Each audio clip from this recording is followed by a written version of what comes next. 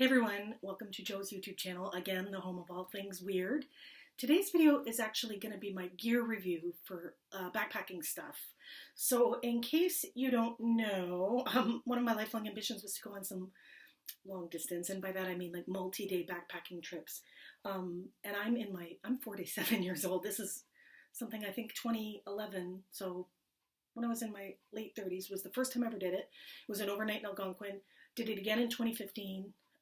Overnighted on weekends in Algonquin, and first time I injured my knees badly from an overstuffed pack, a heavy pack.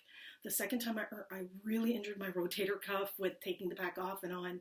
So this third trip, which was this past summer, I did about 40 kilometers of Pictured Rocks National Lakeshore, and I learned so many good lessons that I wanted to share with you guys because I was relatively pain-free, and it was a successful trip. Right to the very end, I fell and hurt my knee just as we were approaching the parking lot. So I just want to introduce some of the gear that I've used over the last trip that was very successful for me. Now I do want to insert here that I am 47, 200 plus pounds, out of shape. I have something severe called piriformis syndrome, very, very painful for me to walk. So this is like extreme beginner newbie stuff that I had to learn along the way. I recommend hiking to anybody. Even if you think you can't do it, you probably can do a little more than you thought you could. My Algonquin trips were 5 kilometers. I mean, even that's good fun if you can get to a lake or someplace pretty. So let's do the big three, which is backpack, sleeping system, and tent. So we'll start with my tent. My tent is it's called River Country. It's a 2-pound tent, recommended by Dixie from Homemade Wanderlust. This is it's technically a 2-person tent. I camp, although I sometimes travel with friends, I do prefer to sleep alone. I prefer to have my own sleep system in case we get separated. I just don't ever want to be reliant on someone. It's a dinky little $50 tent. You can get it on Amazon.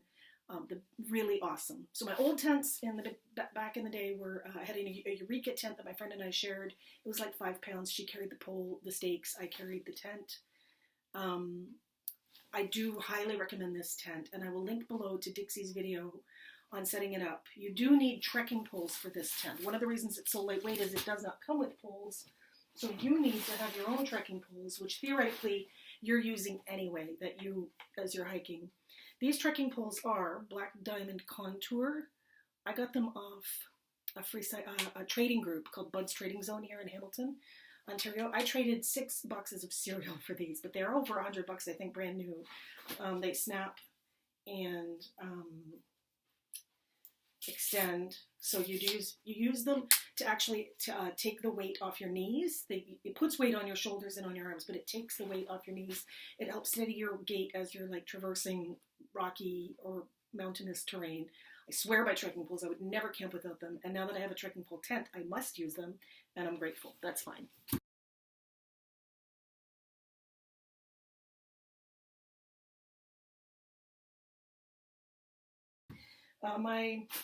My backpack, I don't love it, but I decided this year not to upgrade it.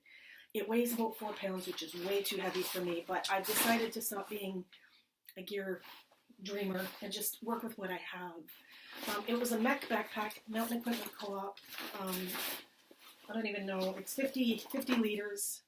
There are no exterior pockets on this damn thing, and no hip belt pockets. Just these rings that you can de-ring stuff to. So that was a frustration.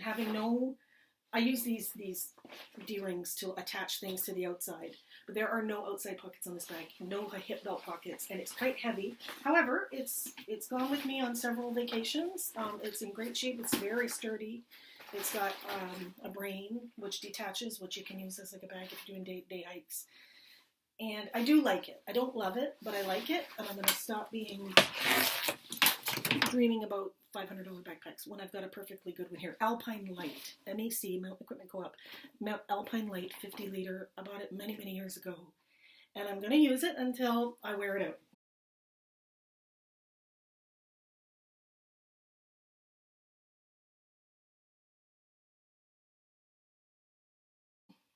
Okay, my sleep system, I did not bring my sleeping bag in here, but I have a Columbia Omni Heat.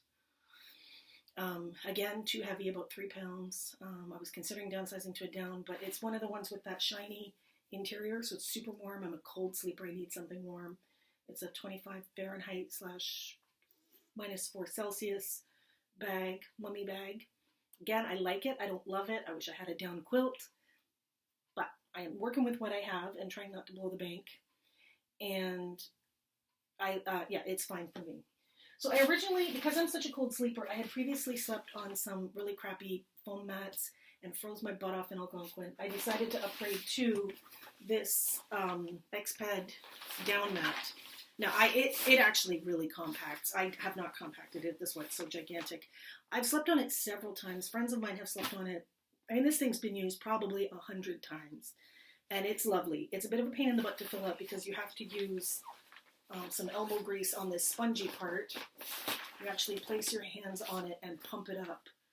So, however, it's a 5.5 or 5.9 R value. It's super warm. I was going to take it backpacking this summer, but I discovered something a little bit better. So I actually settled on the Klymit, the insulated, the static. This one's, it just has like a very picturesque El Capitan on it, but this is an air mattress that is 4 point something R value, so still very warm. It's a lot thinner, like it's about, that thick instead of the down mat, which is quite thick. But it is infinitely comfortable, infinitely warm, quite a bit lighter, and compacts down quite tightly. And I love this. This is my camping mat. I'm very happy with this. I will stick with this for the foreseeable future.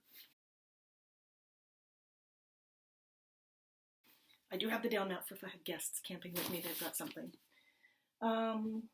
Because my backpack does not have a hip belt, I choose to carry a fanny pack. The one that I took with me was different. I recently bought this one. I really, really like it. It's got a spot for a drink, and that's very important because my backpack did not have a spot for a drink, and that was complicated this summer. So, fanny pack all the way. Big fan. Love it. I have a 42-inch waist, which is quite large. I often have to look for things that have a hip belt that will accommodate my waist. This one was on Amazon. The brand is Waterfly. I can't speak to this if it's any good because I didn't use it. I just bought it for my next trip because I desperately needed someplace to put a drink. However, I will say, I think I'm off carrying bottles of water. That didn't work for me very well this summer. I think I'm going to be using a bladder with the hose. So I just bought these off eBay, or pardon me, Amazon Teton brand. I do have one in another backpack. It's great. There's nothing wrong with it. Bladders are my preference. One of the complaints I've read online is that you can't see how much water you have left or feel it. Sometimes you might run out. So I might use a combination of a bottle and my bladder, but I am going to stick with a bladder. Water filtration. Okay, so this is a little bit messy. Oh geez, I've got a lot of stuff. I stop, because of my piriformis syndrome, I stop and sit a lot as I'm hiking. I'll hike 5 minutes and I'll break for 10, and I make no apologies for that. I was sitting on the side of the trail one day and these trail angels came along, Nate and Kathleen, and they offered to lend me this to sit on. And then at the end of the trip, they gave it to me and let me take it home. And it's one of those Thermarest just bum pads. Now that I've had this is non-negotiable. This is something I can just dangle off a D-ring off the outside of my pack. This is something, I sit a lot on the side of the trail on tree stumps and on rocky, rocks and stuff like that. And for someone like me who is out of shape, older, excess weight, etc., this is kind of a big deal. This is a good one. I don't think everybody would need it, but I certainly like having it. I very much like having it. Oh, I'll talk about pillows because I cannot sleep without a pillow at all. I'm one of those campers that must have a pillow. My friend gave me this. This was what I was going to bring with me. It's 10 ounces, I believe, and relatively thick. And this was about to make the trip with me when I found this in the dollar store. And this is 3 ounces, and it's full of that little balls of styrofoam or something. But this was like, for the difference of 7 ounces, this made the cut. And this was actually perfect. Because you can double it up. For someone who needs a pillow, this was Dollarama in Hamilton, Ontario. Dollarama, I think it was $4, but money well spent. I really needed a pillow and I couldn't live without one. So that was that. There's some stuff in here. I'm wondering if I should cut this video and make a second one. That was the big 3. So I'll stop this video right now, and that will have been like the big 3 and a few extras. And then I'll continue another video with, because we're already up to 10 minutes, and that was just for the big stuff. and some of the little things that I've bought along the way and enjoyed taking camping with me.